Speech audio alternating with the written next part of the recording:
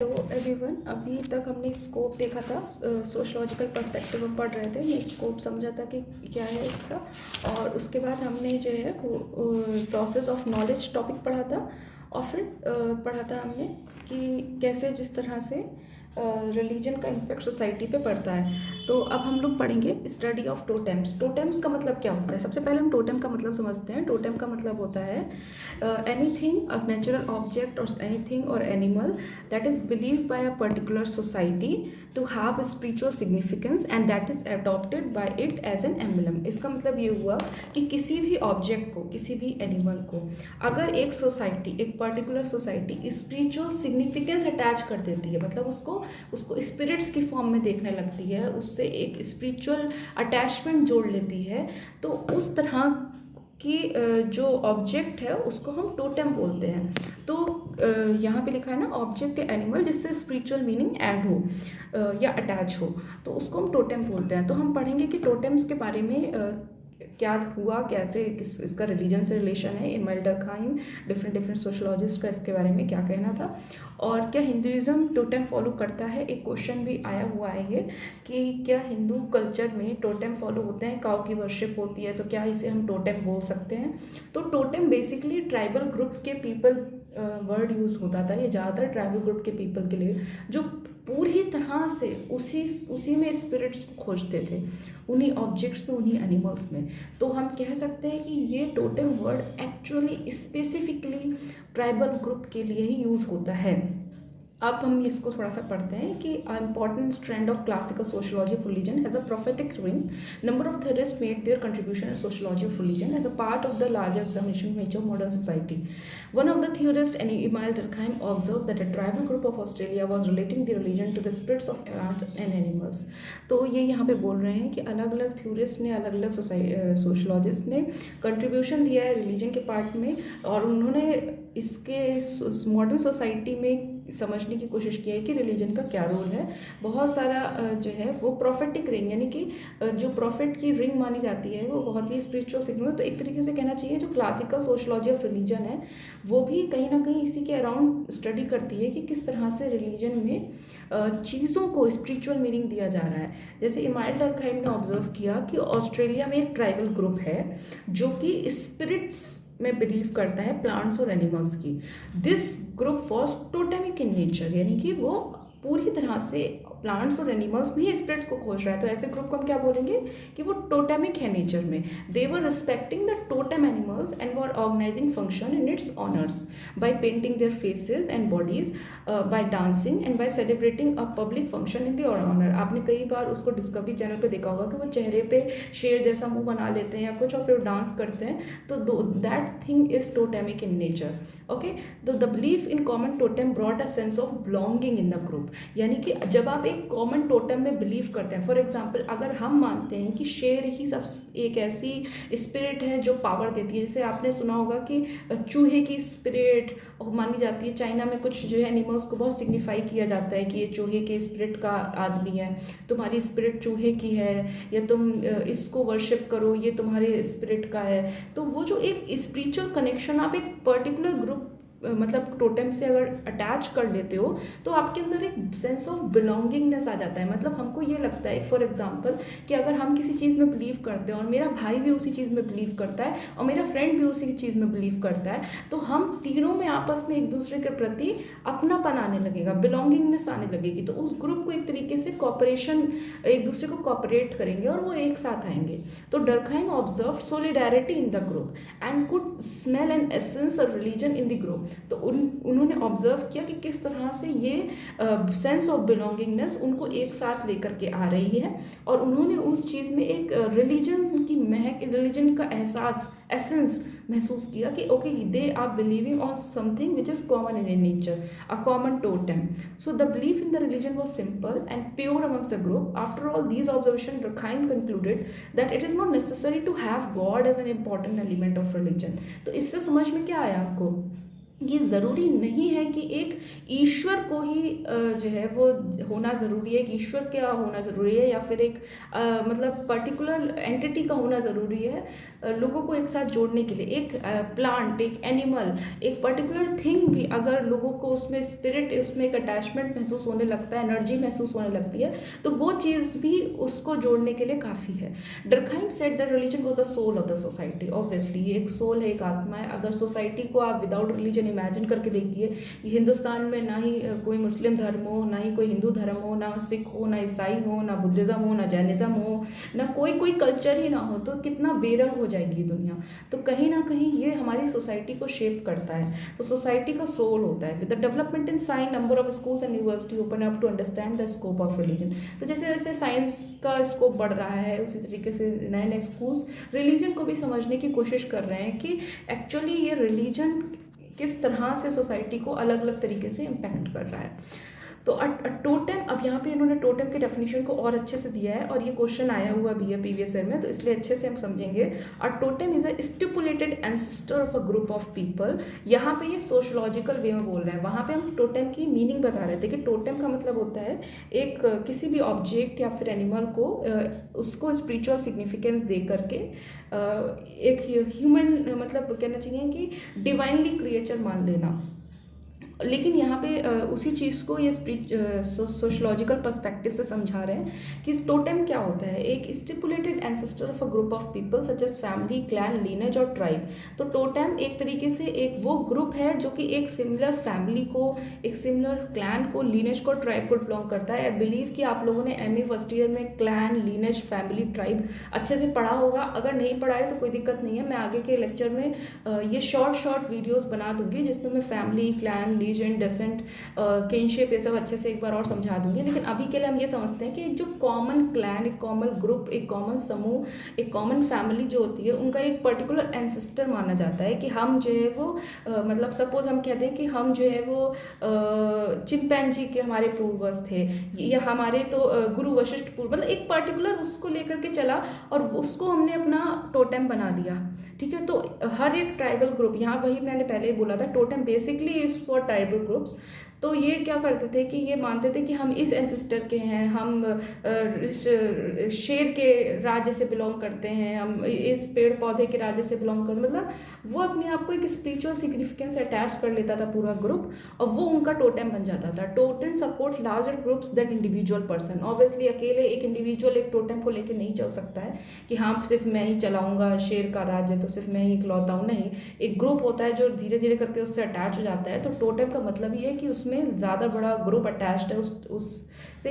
In kinship and descent, if the apical ancestor of a clan is non human, it is called a totem. देखिए वही मैंने बात बोली थी, जैसे अगर हम बात करते हैं कि हम गुरु वशिष्ठ के उससे हैं, यानी हमारा कश्यप गोत्र है, तो हम कश्यप, गुरु कश्यप के उसके बच्चे हैं, तो यहाँ पे कश्यप एक ह्यूमन है, तो ये एक टोटेम नहीं कहलाएगा। लेकिन अगर हम ये मानते हैं कि हम शेर के राज्य से हैं, या फिर हम घोड़ों के राज्य, घोड़ा हमारा पूर्वज है, अगर हम किसी नॉन ह्यूमन एंटिटी या एलियन या फिर कोई थिंग, एक नॉन ह्यूमन एंटिटी को अपना एंसेस्टर मानते हैं, ठीक है, और हमारा किनशिप, हमारा डेसेंट, हमारे पूर्वज, उसके बाद हमारा पूरा साम्राज्य जो चला आ रहा है, वो एक ही चीज़ को मानता है, एक ही चीज़, एक नॉन ह्यूमन एंटिटी को हमारा एंसेस्टर मानता है, तो उसको टोटेम बोलेंगे। यानी कि हिंदू कल्चर में अगर हम कश्यप गोत्र या ऐसे गोत्र मानते हैं, तो ये टोटेम नहीं है।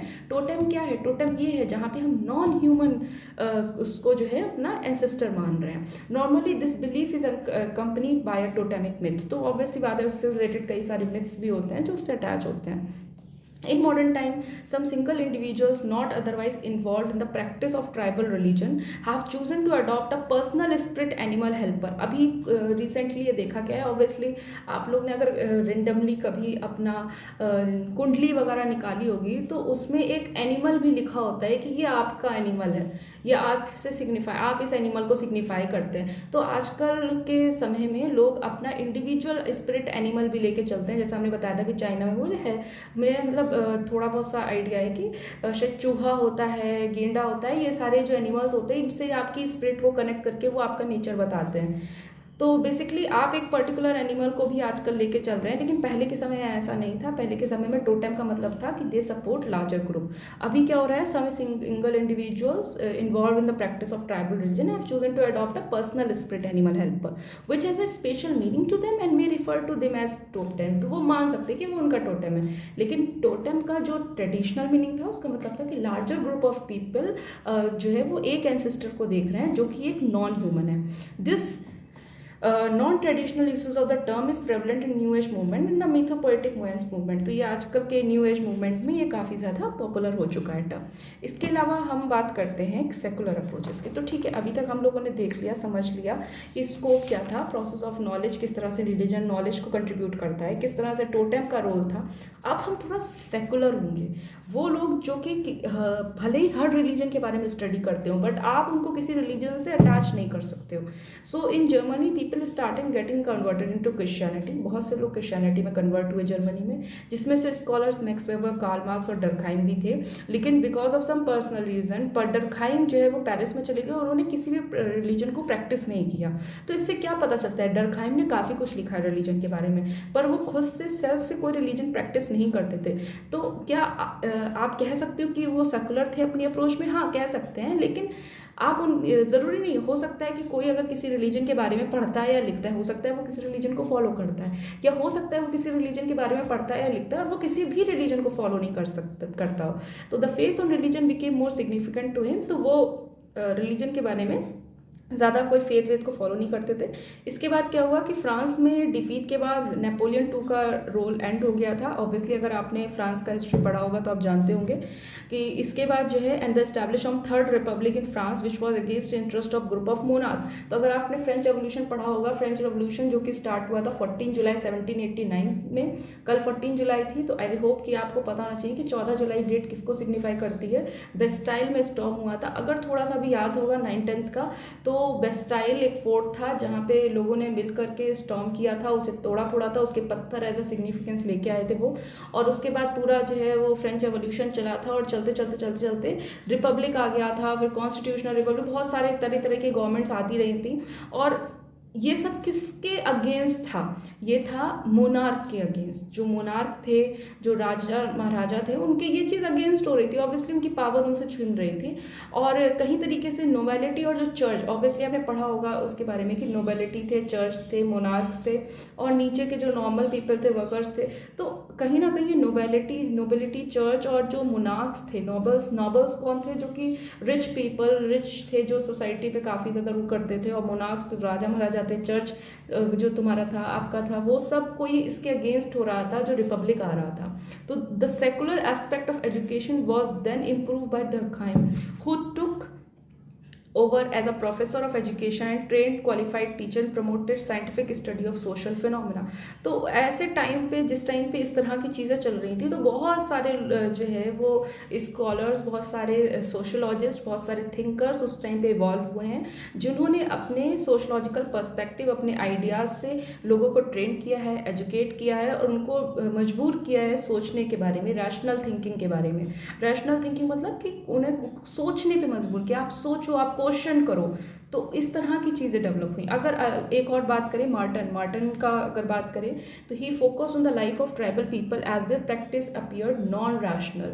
तो मार्टन का ये मानना था कि जो उनकी प्रैक्टिसेस हैं ट्राइबल कल्चर की, वो बहुत ही नॉन रैशनल है। मतलब कि वो कुछ भी करते हैं, कहीं से भी कुछ भी काट के खा लेते हैं, कोई भी, तो उनको समझ नहीं आ रहा था। उनको लग रहा था कि ये लोग सोचते नहीं हैं और कुछ भी कर देते हैं। तो he also worked upon finding the functional alternative for religion and on aspects of communism. तो वो रिलीजन का ऑल्टरनेटिव लाना चाह रहे थे। वो चाह रहे थे कि लोगों को रिलीजन पे ज़्यादा फोकस नहीं करना चाहिए, उसका कोई और अच्छा ऑल्टरनेटिव जो फंक्शन करे, वो चले, जिससे लोग सोसाइटी रूल करे, उनके अंदर कॉमननेस आए, ऐसा पर्सपेक्टिव हमको लेकर आना चाहिए रिलीजन के अलावा। और उन्होंने कम्युनिज्म पे भी काफ़ी फोकस किया था। कम्युनिज्म मतलब कि सबको जितना ज़रूरत है उतना ही प्रोड्यूस हो, सबको बांटा जाए सबकी ज़रूरत के हिसाब से, और मतलब एक्स्ट्रा प्रोडक्शन, प्रॉफिट, ये सबसे बहुत दूर था कम्युनिज्म का कंसेप्ट। तो ये था मार्टन का कंसेप्ट। वही डर्कहाइम का ये था कि भले ही वो किसी भी फेथ में बिलीव नहीं करते थे, बट वो रिलीजन को बहुत डीपली समझते थे, अंडरस्टैंड करते थे।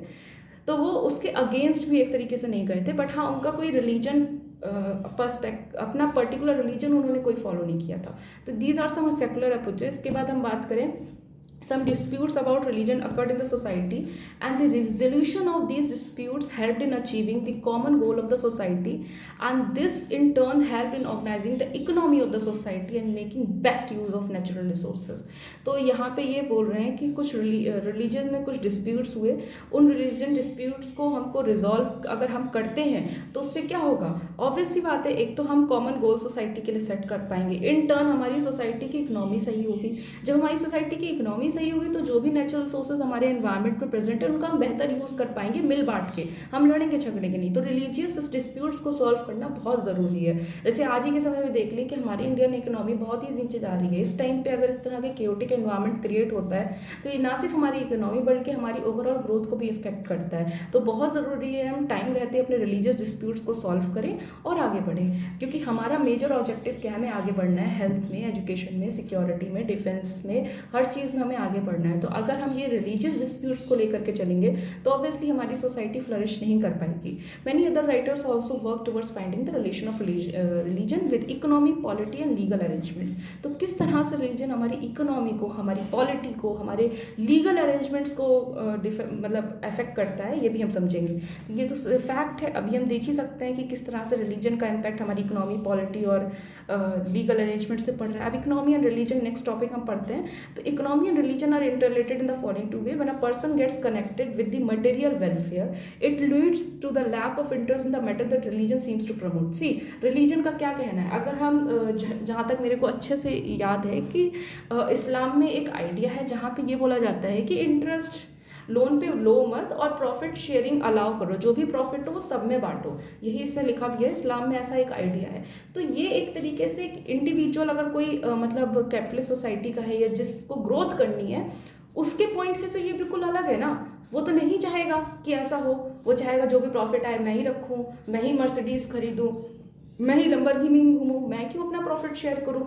तो इसमें इकोनॉमी और रिलीजन दो तरीके से रिलेटेड होता है। पहला तरीका ये है जहाँ पे इंसान अपने आप को मटेरियल वेलफेयर यानी मेटलिस्टिक चीज़ों से यानी चीज़ों से जोड़ करके देखता है और उसे ग्रोथ चाहिए, उसे प्रॉफिट चाहिए। तो वो सोचता है कि बिल्कुल भी कुछ भी हो जाए, मैं रिलीजन से अगर खुद को जोड़ूंगा तो रिलीजन तो कह रहा है कि सबको बांटो, सबके साथ मिल बांट के खाओ, तो वो तो मेरे से होने नहीं वाला। तो बिल्कुल ऐसा ही एक पहला पर्सपेक्टिव ये कहता है कि अगर इंसान मटेरियल वेलफेयर से जुड़ता है तो रिलीजन एक हिंड्रेंस है उसकी ग्रोथ में।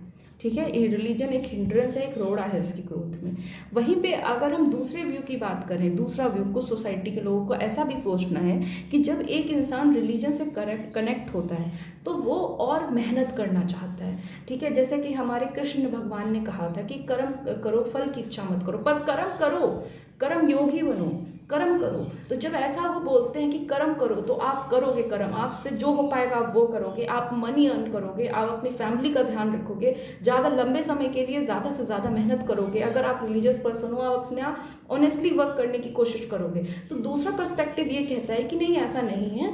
कई बार रिलीजन से लोग कनेक्ट होकर के और ज़्यादा मेहनत करते हैं और ज़्यादा पैसा कमाते हैं। तो these are the two perspective जिसमें हम इकोनॉमी और रिलीजन को डिफाइन कर सकते हैं। तो during the 19th century the Protestant experimented in the field of technology and science and Catholics were satisfied in the field of humanities and art। Protestants ने technology और साइंस की तरफ ज़्यादा ध्यान दिया था। आपको पता होगा क्रिश्चियंस दो में डिवाइड होते हैं, कैथोलिक्स एंड प्रोटेस्टेंट्स, दोनों एक दूसरे के अपोजिट सोचते हैं। जैसा कि हमने बोला था कि ये छोटे छोटे टॉपिक्स को हम अलग अलग वीडियोज़ में समझाएंगे प्रॉपर। तो अभी के लिए दो अलग ग्रुप ऑफ क्रिश्चियंस होते हैं, ये दोनों ही की सोच काफ़ी एक दूसरे से अलग होती है। एक ओल्ड टेस्टामेंट में बिलीव करता है, एक न्यू टेस्टामेंट में बिलीव करता है। तो ये दोनों अलग अलग चीज़ें डिस्कवर कर रहे थे, अलग अलग एरिया में डिस्कवर करते थे। तो कहीं ना कहीं भले ही उन्होंने अलग अलग एरिया में डिस्कवर किया, उनके बीच में कॉन्फ्लिक्ट थे, बट ये हमारी प्रमोट कर रहा है डेवलपमेंट में, नई सोच में, नए आइडियाज़ और नए कंसेप्ट्स को इवॉल्व करने में सोसाइटी में। अब आते हैं राइज ऑफ कैपिटलिज्म की तरफ। सम फेमस इकोनॉमिस्ट, जैसे अब यहाँ तो हमने सेकुलर अप्रोच के बारे में समझ लिया, अच्छी बात है। अब हम समझते हैं कैपिटलिज्म सोसाइटी के बारे में कुछ चीज़ें।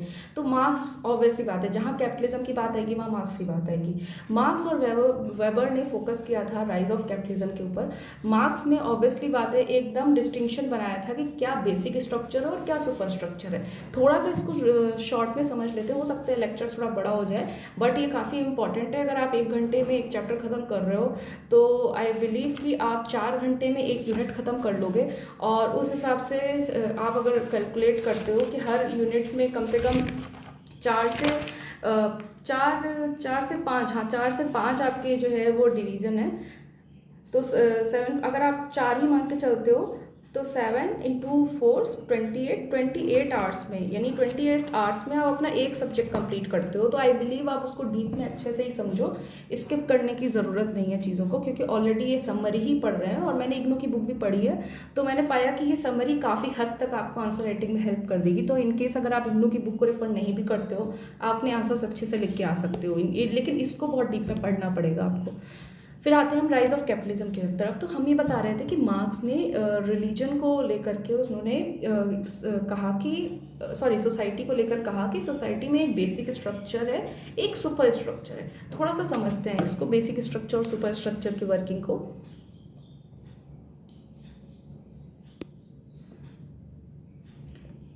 Okay, so here is the diagram to illustrate about the basic structure and superstructure. So बांस ने कहा कि पहले तो बेस है, ठीक है, जिसमें हमारे क्या आते हैं, means of production and relation of production. Means of production का मतलब क्या हुआ कि जिसकी वजह से प्रोडक्शन होता है। किन की वजह से प्रोडक्शन होता है? लैंड होनी चाहिए, उस पर फैक्ट्रीज होनी चाहिए, उस पर मशीन्स होने चाहिए, उस पर टूल्स होने चाहिए, उस पर टेक्नोलॉजी होनी चाहिए, मटीरियल होना चाहिए, रॉ मटेरियल। तो these are means of production. तो मीन्स ऑफ प्रोडक्शन बहुत इंपॉर्टेंट चीज़ है। अगर यही नहीं होगी आपके पास तो आप किस तरह से प्रोडक्शन करोगे? दूसरा होता है रिलेशन ऑफ प्रोडक्शन, यानी कि वो लोग जो प्रोडक्शन कर रहे हैं उनका आपसी रिलेशन। जैसे कि आपका वर्कर और कैपिटलिस्ट सोसाइटी के बीच में, एक लेबर और एक एम्प्लॉय के बीच में, एक वर्कर और उसके बॉस के बीच में, बुर्जुआज और प्रोलेटारिएट। बुर्जुआज मतलब क्या हुआ?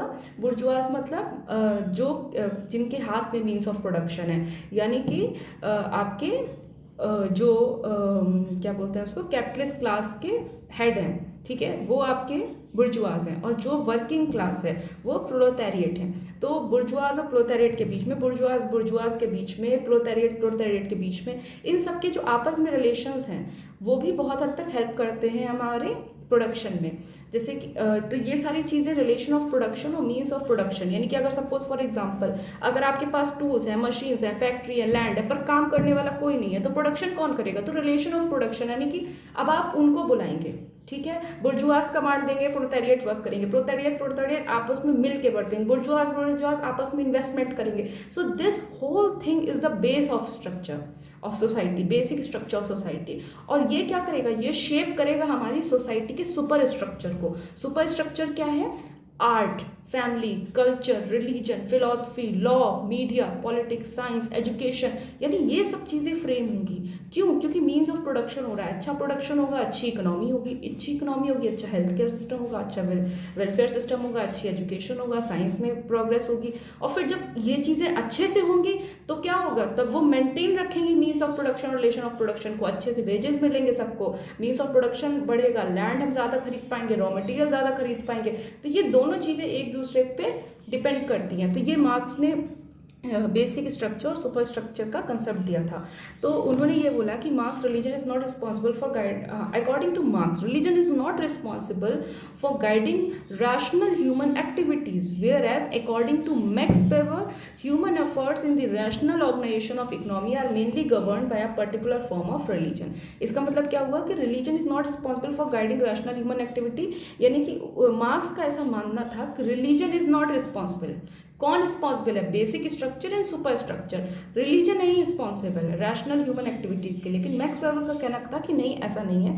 ह्यूमन का एफर्ट जो होता है रैशनल ऑर्गेनाइजेशन ऑफ इकोनॉमी को प्रॉपर रैशनल वे में ऑर्गेनाइज करने से, वो कहीं ना कहीं रिलीजन से इफेक्ट होता है। क्योंकि इकोनॉमी का अरेंजमेंट अगर आप इस्लामिक लोगों का देखिए, हिंदू लोगों का देखिए, आपको काफ़ी डिफरेंस नजर आएगा।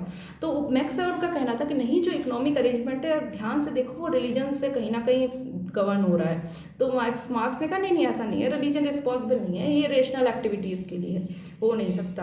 तो ये एक कॉन्फ्लिक्टिंग व्यूज थे दोनों के। लेकिन अब हम यहाँ पे थोड़ा सा कैपिटलिज्म को समझेंगे कि what does exactly capitalism means. तो कैपिटलिज्म को हम अगर ध्यान से देखिए तो दो चीज़ों में हम कह सकते हैं। एक कि क्लास का डिवीजन होता है, तब कैपिटलिज्म एग्जिस्ट करती है। और दूसरा प्रॉफिट मोटिव होता है कि हाँ हमें प्रॉफिट जनरेट करना है, कैसे भी करके प्रॉफिट जनरेट करना है, ज़्यादा से ज़्यादा प्रॉफिट जनरेट करना है at any cost. So these two things defines capitalism. थोड़ा सा इसको डीप में समझते हैं।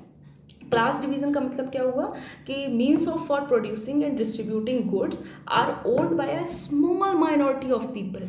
ऑब्वियसली बात है, कैपिटलिस्ट सोसाइटी में आप कितने लोगों का नाम जानते हैं? जैसे अगर आप जितने भी, जैसे जो मैं कॉमन नाम अगर मैं बोलूँ, मिस्टर रतन टाटा हो गए, मिस्टर अनिल अंबानी हो गए, ठीक है, ये जो बड़े बड़े ये जो और बाकी सीईओज हो गए अलग अलग, ये या फिर मैनेजर्स मेन हेड्स हो गए, इनकी अगर संख्या को आप देखें तो ये माइनॉरिटी में है। But most of the things are owned by these people. और जो सच में प्रोड्यूस कर रहा है, वर्किंग क्लास जो दिन रात मेहनत करके उसको प्रोड्यूस कर रहा है, वो मेजॉरिटी में है, बट उनके पास मीन्स ऑफ प्रोडक्शन नहीं है। They are not the owners of the means of production, they are actually producing but they are not the owners. Okay, तो यहाँ पे क्या डेवलप हो रहा है? एक क्लास डेवलप हो रहा है। एक वो क्लास जो बुर्जुआस का है, जिनके हाथ में मीन्स ऑफ प्रोडक्शन है, एक वो क्लास जो प्रोलेटारिएट का है, जिनके हाथ में मीन्स ऑफ प्रोडक्शन नहीं है, but they are the actual producers. तो the working class are paid to produce goods and services which are then sold for profit. और जो वर्किंग क्लास प्रोड्यूस करेगा उसको बुर्जुआस प्रॉफिट में सेल कर देंगे, और जो प्रॉफिट आएगा उसमें भी लार्जर शेयर जो है वो बुर्जुआस के हाथ में रहेगा। वो तो मर्सिडीज खरीद लेंगे, और वर्कर सिर्फ अपने घर के आए बोनस से अपने बच्चे को एक अच्छा गिफ्ट ही ला करके दे पाएंगे। So this is the difference between working class and the class which is owning the means of production, that is the bourgeois. So the profit is gained by capitalist class, working class are exploited by the capitalist class। तो इसको हम exploitation marks के term में समझते हैं। देखिए बहुत सारे काउंटर आर्गुमेंट इन चीज़ों के पर्सपेक्टिव पे आपके अपने होंगे, बट हमें उससे कुछ लेना देना नहीं है। हमें सिर्फ लेना देना है मार्क्स के पर्सपेक्टिव से, because we are studying sociology. तो आपको उस देर के लिए मार्क्स हैं और मार्क्स का ही सोचेंगे आप, ठीक है। तो this is what we mean when we say there are two classes in society, जहाँ पे एक तरफ अक्यूमुलेशन ऑफ वेल्थ हो रहा है कैपिटलिस्ट क्लास द्वारा, दूसरी तरफ सिर्फ नीड्स और कुछ चीज़ें ही पूरी हो पा रही हैं वहाँ। अच्छा, इसके अलावा बहुत ही वेगली या कह यूजुअली एक टर्म मार्क्स के अकॉर्डिंग सोसाइटी में यूज़ होता है, जिसे कहते हैं मिडिल क्लास, जिसमें जो है कुछ हद तक बुर्जुआस और प्रोलेटारिएट के बीच में लोग हैं जो वर्किंग भी कर रहे हैं, उनके हाथ में कुछ मीन्स ऑफ प्रोडक्शन भी हैं। तो ये बहुत वेग टर्म माना जाता है मार्क्स के द्वारा। उनका कहना है कि ऐसा है नहीं, एक्चुअली कहीं ना कहीं ध्यान से समझें तो वो दो ही क्लासेस है, एक एक्चुअल जिसके हाथ में मीन्स ऑफ प्रोडक्शन है, एक वो जो कि प्रोड्यूस कर रहा है। तो it may not be exactly clear which class some relatively wealthy people are in, but there is no ambiguity about the status of the vast majority of the world population. Members of the capitalist class certainly know who they are, and most members of the working class know they need to work for a wage or salary in order to earn a living। तो capitalist class के लोगों को पता है कि वो क्या है, उनके पास क्या बेनिफिट्स एंड पर्क्स हैं, तो वो उसी हिसाब से ऑर्डर करेंगे, और लोगों को पता है कि उन्हें काम करना ही करना है क्योंकि उन्हें वेजेस और सैलरीज अर्न करनी है। तो ये तो हो गया हमारा क्लास डिवीजन का। अब हम समझते हैं प्रॉफिट मोटिव। तो प्रॉफिट मोटिव को अगर हम समझें तो इन कैपिटलिज्म जो भी सर्विसेज और गुड्स प्रोड्यूस होते हैं वो उसको सेल करते हैं प्रॉफिट के लिए, ना पीपल की नीड सेटिस्फाई करने के लिए नहीं, बल्कि अपने प्रॉफिट को अर्न करने के लिए। क्योंकि अगर आप ध्यान से देखो तो अगर नीड्स को ही मतलब सप्लीमेंट करना होता है कैपिटलिस्ट क्लास को, तो जो हमारे चांदनी चौक में और सरोजनी नगर में 150 के दो 150 के दो 150 के दो 100 के दो शर्ट्स मिलते हैं, वो भी पहन के हम अपना जीवन ख़त्म कर सकते हैं, ठीक है, हम जी सकते हैं, और हम नॉर्मल वेजिटेबल्स खा कर भी जी रहे हैं। लेकिन कैपिटलिस्ट क्लास ने क्या किया कि वो एक बड़े बड़े ब्रांड्स को लेकर के आए, और ब्रांड्स आते ही जा रहे हैं, वही 100 150 300 400 की शर्ट्स मार्केट में 2500 3000 3500 4000 के बेच रहे हैं, मैक्सिमम प्रॉफिट अर्न कर रहे हैं ब्रांड का नाम लगा के। तो क्या ये नीड है हमारी?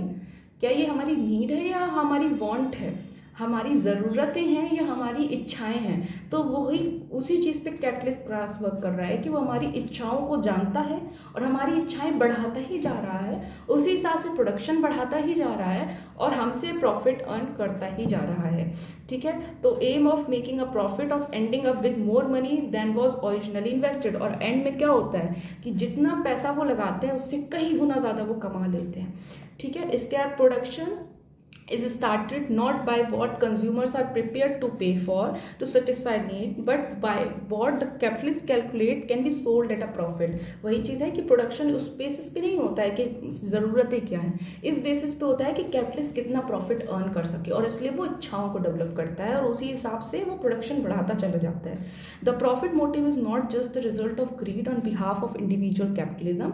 The need to make a profit is imposed on capitalist as a condition for not losing their investment and their position as capitalist. अब यहाँ पे बात ये बोल रहे हैं कि ऐसा नहीं है कि जो प्रॉफिट मोटिव है वो सिर्फ ग्रीड की वजह से एक इंडिविजुअल कैपिटलिज्म के अंदर कैपिटलिस्ट के अंदर आता है, इसलिए और आता है क्योंकि उनको जो उन्होंने इन्वेस्टमेंट किया है उनको किसी भी तरह से कैपिटलिस्ट बने रहने के लिए उस इन्वेस्टमेंट को डबल करना ही होगा, उसको इन्वेस्टमेंट को प्रॉफिटेबल शो करना ही होगा अगर उसे उस मार्केट में बना रहना है. साथ ही जो उनके कॉम्पिटिटिव कैपिटलिस्ट हैं उनसे भी लड़ने के लिए उनको बार बार री इन्वेस्ट करते ही रहना होगा. जैसे कि आपने शार्क टैंक इंडिया देखा होगा, तो वहाँ पे क्या हो रहा था, वहाँ पे इन्वेस्टमेंट ही तो वो लोग करते थे, वो लोग वहाँ पे उनके शेयर्स खरीदते थे और उनको कुछ पैसे देते थे.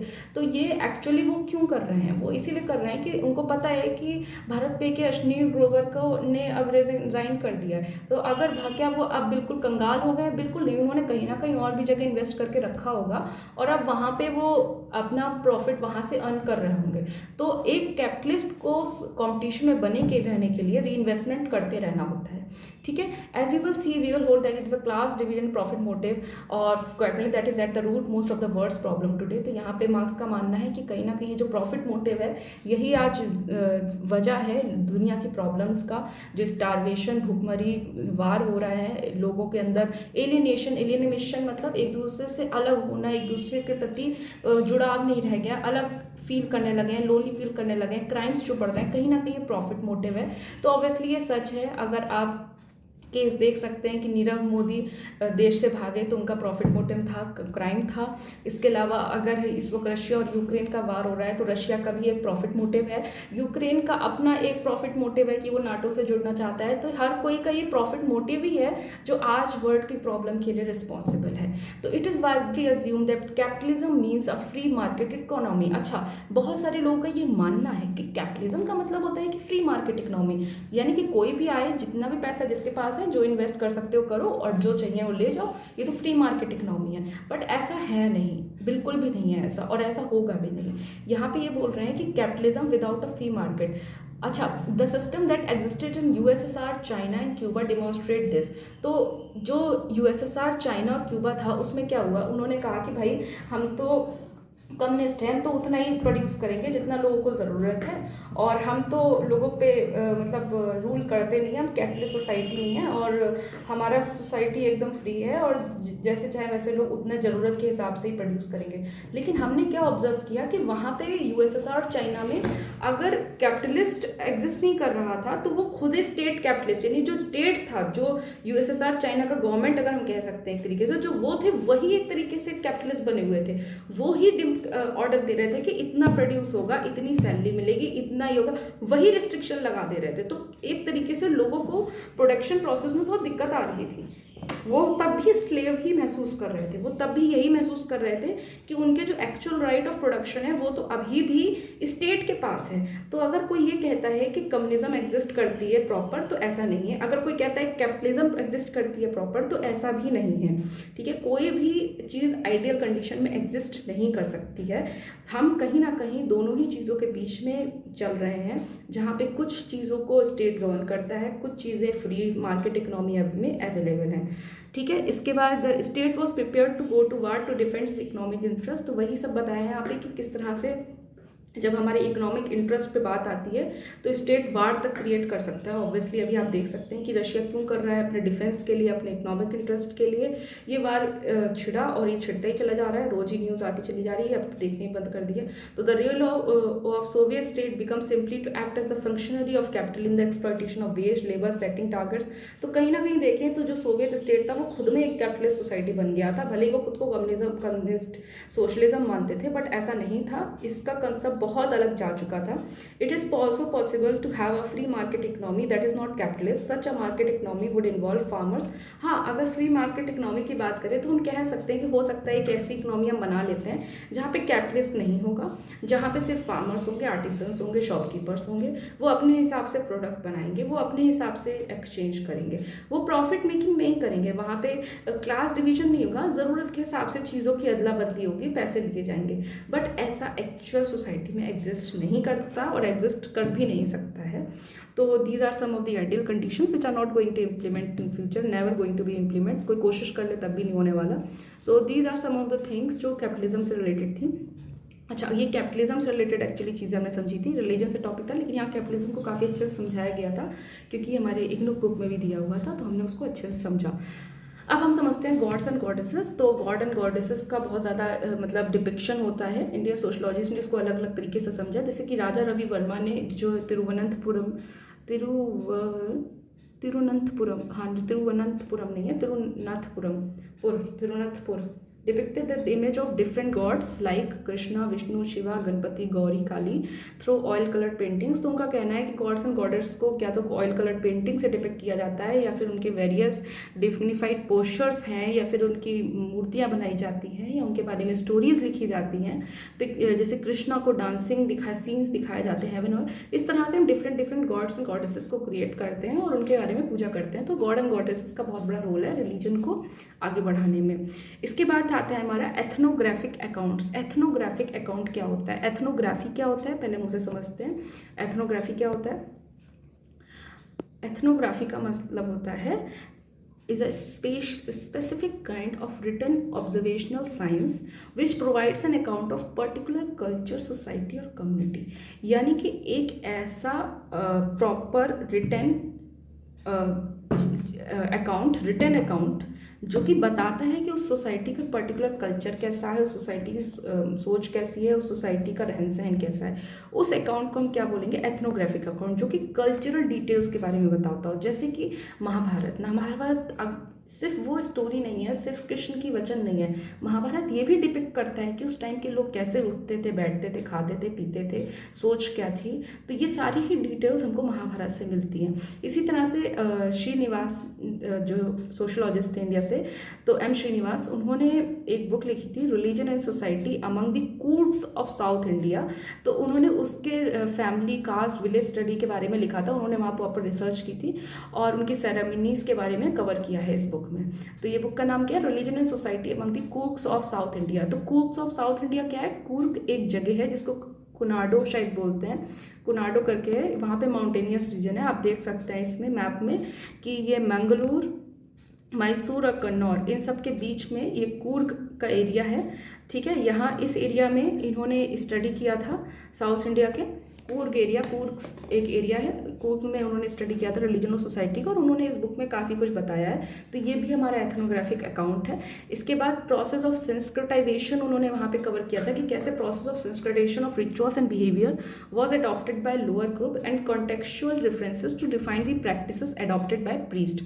तो देखिए क्या है, संस्कृताइजेशन एक बहुत अच्छा कंसेप्ट है, बहुत इंपॉर्टेंट कंसेप्ट है। इसका मतलब ये होता है कि जब लोअर ग्रुप ऑफ पीपल, जैसे क्या होता है, जो हायर ग्रुप ऑफ पीपल होते हैं ना, वो खुद को कुछ से प्योर एक्टिविटी से कनेक्ट करके देखते हैं कि हम तो रोज़ नहाते हैं, हम तो ये खाते हैं, हम तो वो, तो उनको वो प्योर एक्टिविटी बोलते हैं उनके टर्म्स में। ठीक है, हायर ग्रुप ऑफ पीपल। तो जो लोअर ग्रुप ऑफ पीपल है वो सोचता है कि क्यों ना हम भी इन एक्टिविटीज़ को अडॉप्ट कर लें और इनके जैसे रहने खाने पीने लगे, तो हम भी अपर की तरह ट्रीट किए जाएंगे। तो this process of converting from lower to higher group by adopting these pure practices in terms of higher class, जो प्योर प्रैक्टिसेस जिसे बोल सकते हैं, तो वो जो प्योर प्रैक्टिसेस वो करते हैं तो उन्हीं को करना शुरू करते हैं। तो this process is called the Sanskritisation process.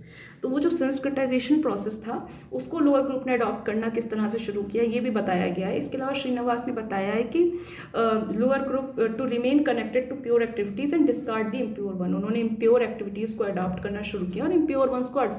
अब ये प्योर और इम्प्योर किसने डिफाइन किया है, ये हायर क्लास ने डिफाइन किया। Actually they are not the pure और द इम्प्योर वन समथिंग। ऐसा नहीं है कि अगर कोई इंसान किसी ट्राइबल कल्चर का है और वो कुछ ऐसा खाता है जो हम लोग नहीं खाते हैं तो हम उन्हें इम्प्योर बोल देंगे, ये बहुत ही गलत है। हमें उन्हें इम्प्योर नहीं बोलना चाहिए, लेकिन ऐसा हुआ कि जो एक क्लास ऑफ सोसाइटी थी उसने कहा कि ये प्योर एक्टिविटी है, ये इम्प्योर एक्टिविटी है, तो जो नीचे की क्लास की सोसाइटी थी वो उनसे इन्फ्लुएंस होकर के ऐसा ही करने लगे। तो this process is called sensitization. इसके अलावा मारियट है, उन्होंने भी इंट्रोड्यूस किया यूनिवर्सलाइजेशन का कंसेप्ट, जिनके उनके अकॉर्डिंग ये कहना है कि रिलीजन को बहुत ज़्यादा वाइडर एक्सेप्टेंस मिली हुई है सोसाइटी में और मिलती ही रहेगी, जिससे सिविलाइजेशन और ज़्यादा बढ़ता चला जाएगा। क्योंकि ऑब्वियसली बात है, रिलीजन सिर्फ आपका कॉन्फ्लिक्ट नहीं क्रिएट करता है, जैसे हमने बोला था कॉपरेशन और ग्रोथ भी क्रिएट करता है। अच्छा, इसलिए पोएट तुलसीदास की बात करें तो उन्होंने भी बहुत सारे एथनोग्राफिक अकाउंट्स दिए हैं, उन्होंने भी क्लासिकल मतलब काफ़ी पोएम्स वगैरह लिखी हैं, उनके बोल हैं, वचन हैं।